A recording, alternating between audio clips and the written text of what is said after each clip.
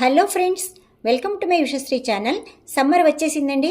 అలాగే పిల్లలకి ఎగ్జామ్స్ కూడా అయిపోయి హాలిడేస్ ఇచ్చేస్తున్నారు కదా. ఈసారి ఎండలు కూడా బాగా ఎక్కువగానే ఉన్నాయి. మరి ఇలాంటప్పుడు పిల్లలను బయటికి వెళ్ళనీయకుండా ఇంట్లోనే కాలక్షేపం చేసేలా చూసుకునే బాధ్యత మన పెద్దవాళ్ళదే కదా. అందుకు ఇది కూడా ఒక చక్కటి పరిష్కారం అండి. అదేంటో ఈ పాటికి మీకు అర్థమయ్యే ఉంటుంది. అవునండి, చందమామ కథలు. చందమామ పుస్తకం గురించి దాదాపు అందరికీ తెలిసే ఉంటుంది. కానీ తెలియని వారి కోసం నేను కొన్ని విషయాలు చెప్పదలుచుకున్నాను. ఒకప్పుడు అంటే 1970, 80స్లో మేము చిన్నపిల్లలప్పుడు పిల్లలు పెద్దలు అందరూ చాలా చాలా ఇష్టంగా ఈ చందమామ కథలను చదువుకునేవారు.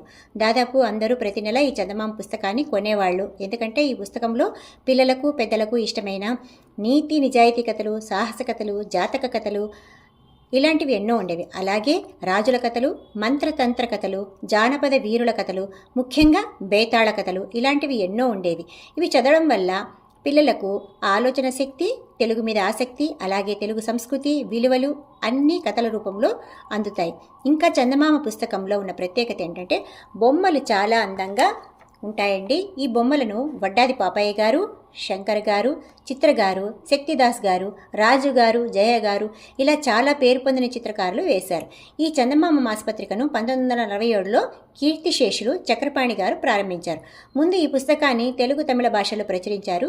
తర్వాత పిల్లలు పెద్దలు ఈ పుస్తకానికి చూపిన ఆదరణతో 14 జాతీయ భాషల్లో ప్రచురించడం వల్ల మొత్తం దేశమంతా ప్రాచుర్యం పొందిన ఏకైక మాసపత్రిక ఈ చందమామ అయ్యింది.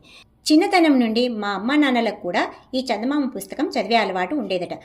అయితే ఈ చందమామ మాసపత్రిక 1947వ సంవత్సరం నుండి దాదాపు 66 ఏళ్లు నిరవధికంగా కొనసాగి 2013లో కనుమరుగైంది. కానీ మళ్ళీ ఇప్పుడు చందమామ కథలను అందించడానికి జేపీ పబ్లిషర్స్ వారు ముందుకు వచ్చారన్న విషయం నాకు మాటల సందర్భంలో మా అబ్బాయి పవన్ అంటే మా ఆడపడుచు అల్లుడు చెప్పారు.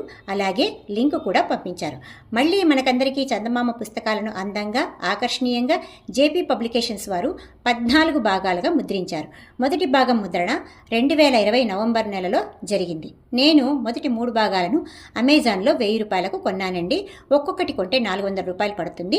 3 కొంటే మనకు 200 రూపాయలు కన్సెషన్ ఉంటుంది. ఒక్కొక్క భాగంలో 40-50కి పైగా కథలు ఉంటాయి. అలాగే 5 పుస్తకాలను కలిపి లేదా 6 పుస్తకాలను కలిపి కూడా తెప్పించుకోవచ్చు. రేట్ తక్కువ పడుతుంది.